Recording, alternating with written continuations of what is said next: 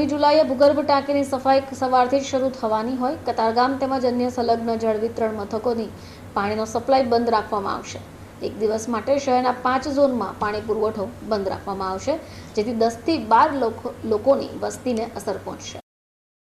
કતારગામમાં water works ખાતે booster house 2 અને 3ની ભૂગર્ભ ટાંકીઓની સાફ સફાઈની અગત્યની કામગીરી 17 જુલાઈ ગુરુવારે સવારે 9:30 કલાકે હાથ ધરાઈ.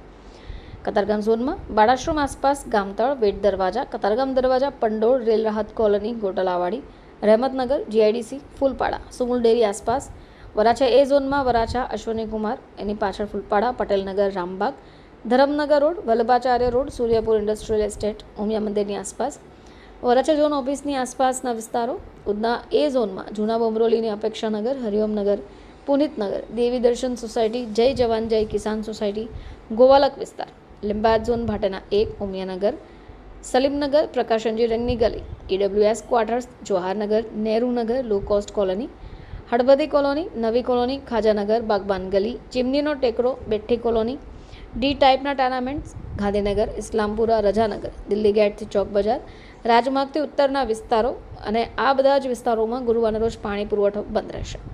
શુક્રવારે પણ પાણી પુરવઠો ઓછા પ્રેશરથી આપવામાં આવશે. પાણી પુરવઠો બંધ રહેનાર હોવાથી આ ચારેય ઝોન વિસ્તારમાં 8 લાખ લોકોને અસર થાય તેમ પણ છે. બ્યુરો રિપોર્ટ, ચેનલ આઈ વિટનેસ.